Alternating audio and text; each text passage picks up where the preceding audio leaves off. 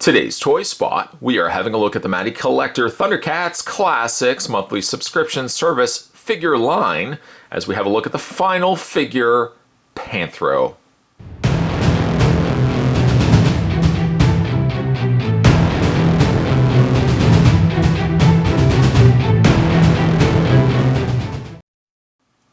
I say final figure, it could very well change, and you may see future videos from this guy looking at the Thundercats Classic subscription service. But as you all know, I'm sure many know by this point, Mattel has axed the Thundercats Classics.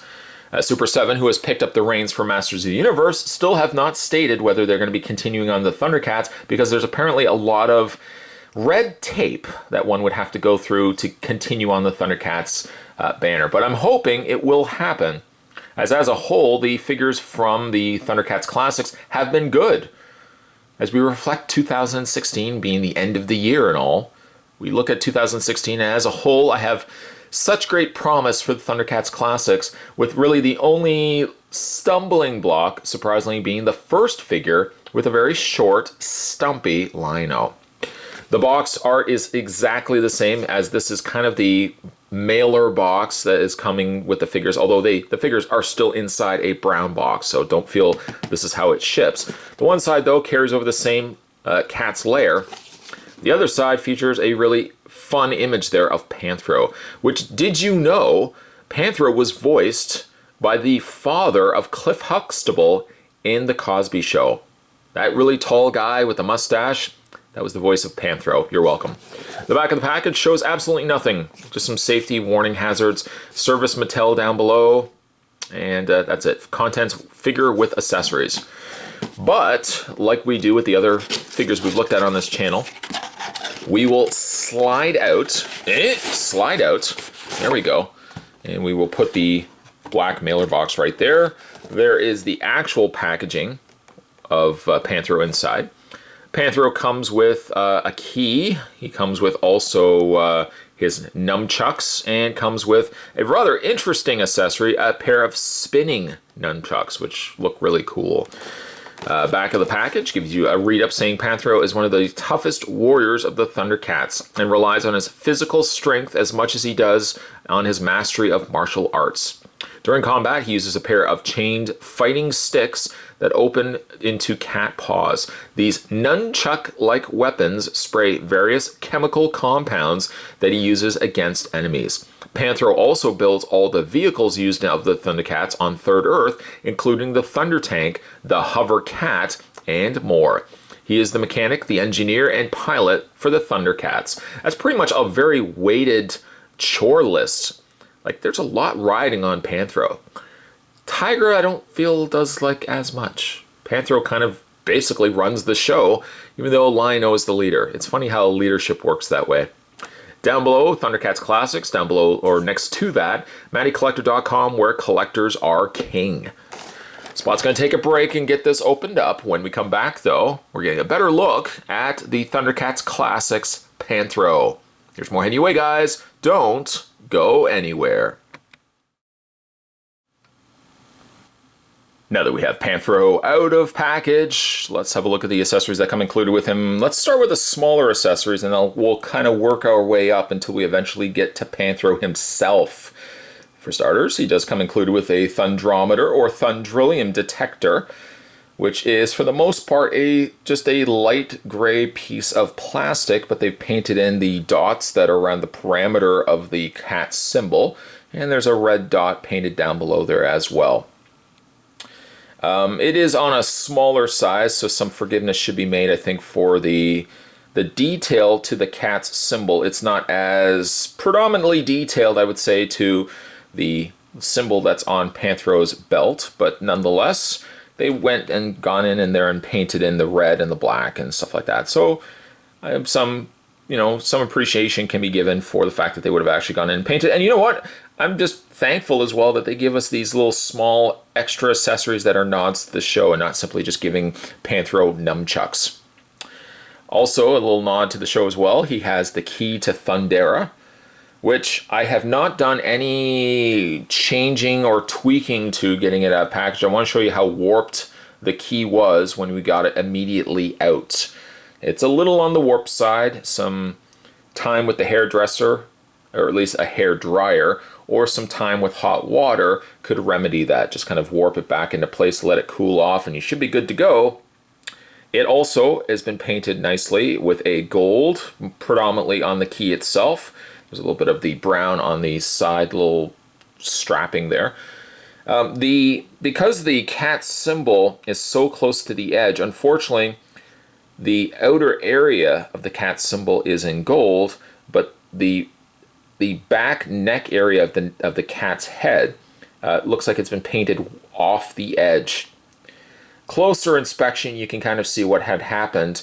Further away, however, it does look like it's a little on the smeared side. It's not so much smeared, it's just kind of slightly off to the side. Those are his smaller accessories, and of course Panthro also includes an interchangeable hand. Then when you get to his weapons, he has a pair of nunchucks with the red and blue claws respectively. I think the chain itself is not metal rather than painted. Instead, it's painted plastic.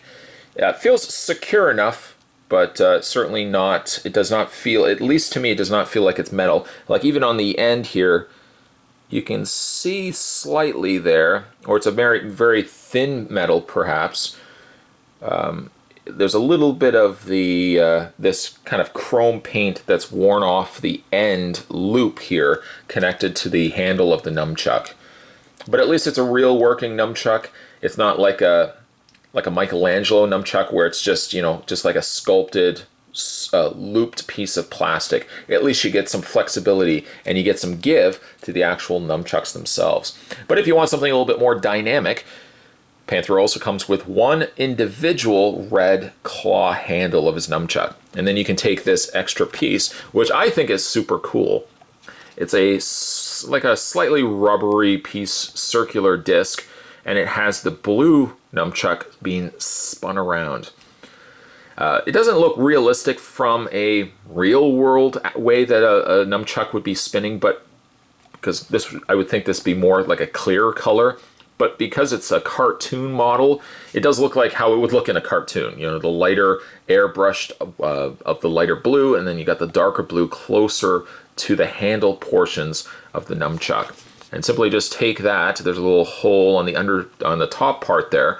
Just attach the two, just like that, and you can have Panthro spinning this. It is kind of like the key of Thundera, where it is slightly warped. You can kind of see it's got like a slight waving motion to it, but you know, if you have it face on or even just to the side, you're really not going to notice it that much. And it's not to say that it has to be completely straight either. How to display that? We can just simply take his hand and we'll just peg this in. Of course, you want to make sure as well you kind of have it away from his face so that it's not going to be spinning and whacking poor Panthro right in the head. So he has that as an option. And then of course, if you want to go back to the more tried and true way, you can have Panthro displayed with both the blue and the red individual nunchucks in his hand. This one hand you have to pry a little bit more open to get into his hand, but sure enough, Panthro holds it perfectly fine.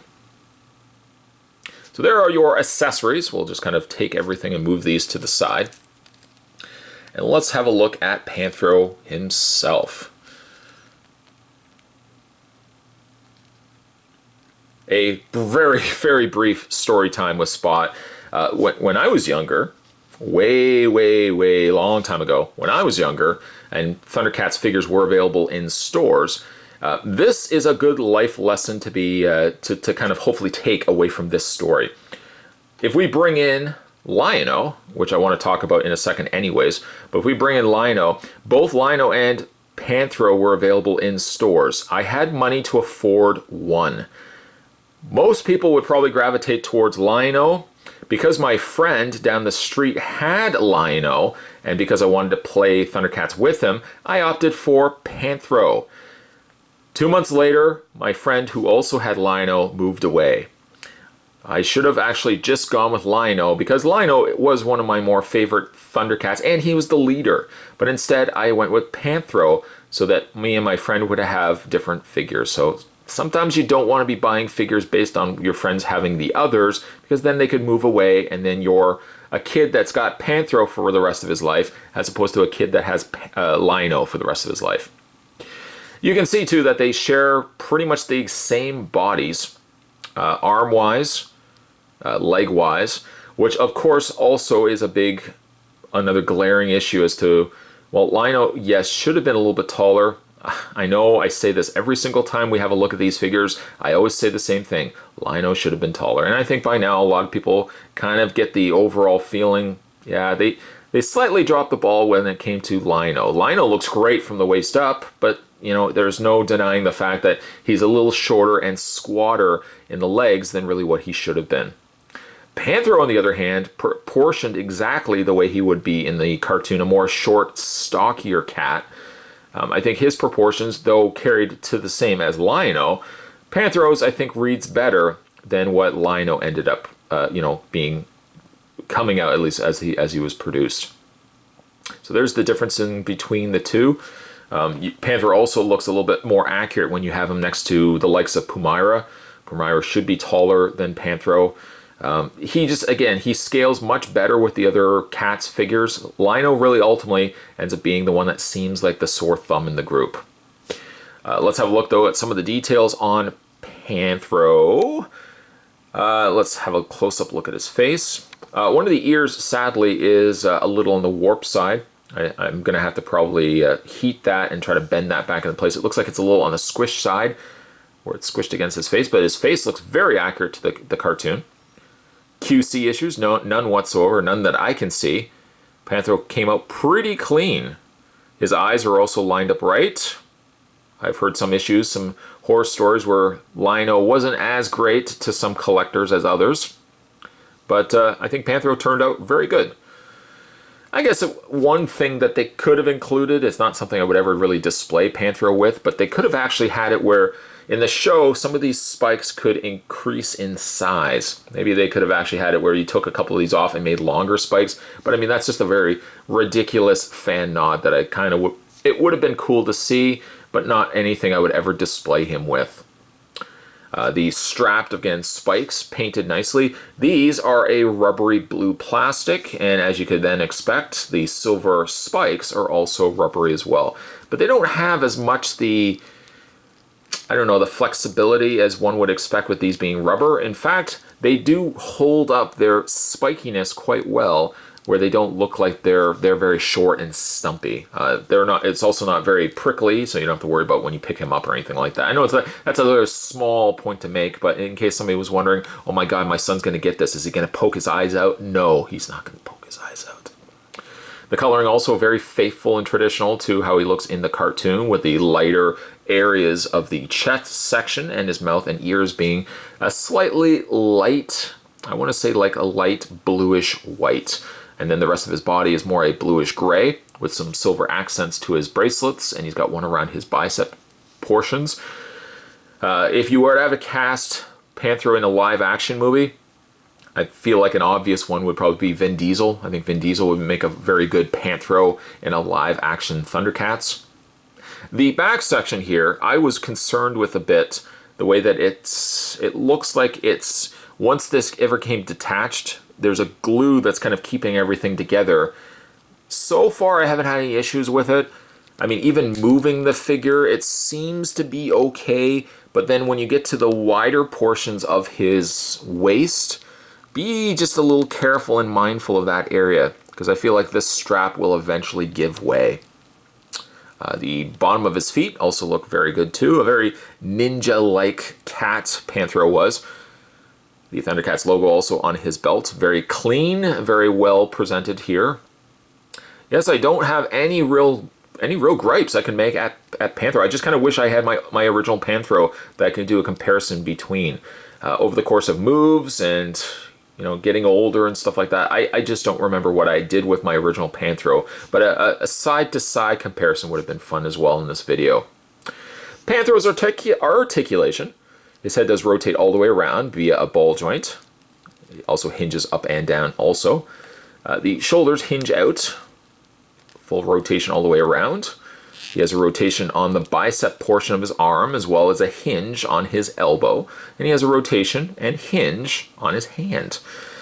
He does have what could have been a crunch in his torso, but again, as you move the torso back and forth, the whole time I'm worrying, although there's give, don't get me wrong, there's give between, there's like enough gappage between the straps of his shoulder spikes and the torso underneath. So you can crunch his torso, but again, the whole time, just being very mindful of this little connector at the back of his belt. Same thing can be said for when you rotate his waist. Just be very mindful of how that's all coming together at the back.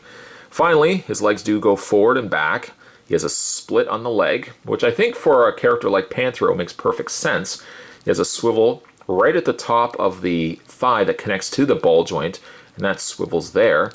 A hinge, only a single hinge on the knee, nothing in the top of the boot. However, he does have a hinge back and forth on the foot, and as you would hopefully hope for, I would say, he has quite a substantial ankle pivot back and forth. For final looks, as again, this could be the final figure that we're going to be getting from the cursed, Mumra must put a curse on this, from the cursed Thundercats Classics line. We've already looked at Pumira. Put her right there. Really, the only one that Spot didn't pick up was the convention exclusive Wily Kit and Wily Cat. Perhaps if I find them at a fairly reasonable price, I'll pick those guys up as well. And we'll just bring in Lionel. Once again, just a little on the short side, unfortunately, for Lionel. And then some of the villains. There was Mumra, and then there was Jackalman. As it stands, minus, of course, the Wily Kit and Wily Cat Spot has not looked at, but hope to pick up at some point. This is basically representing our Thundercats Classics. I don't think petitions would necessarily favor the line coming back, but I would hope that somebody pursues trying to get this line up and running again. There was such huge potential for all of these characters, and all these characters did really well, except for the very short Lino. But there's so much potential for this particular line. If they had given as much attention to this as they did with Masters of the Universe, just think of the characters that we could have gotten. We also could have gotten ourselves a Thunder Tank. We could have gotten some of the Mutants vehicles.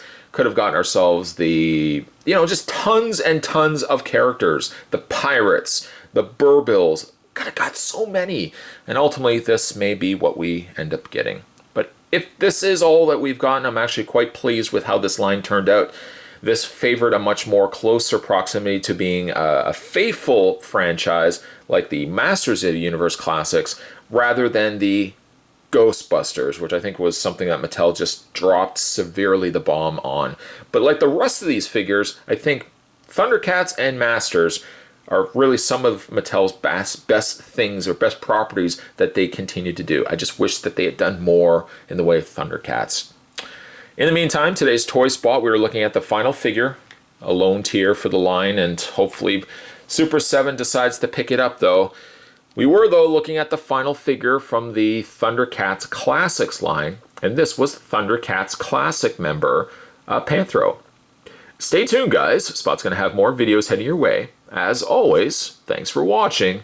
I'll see you next time.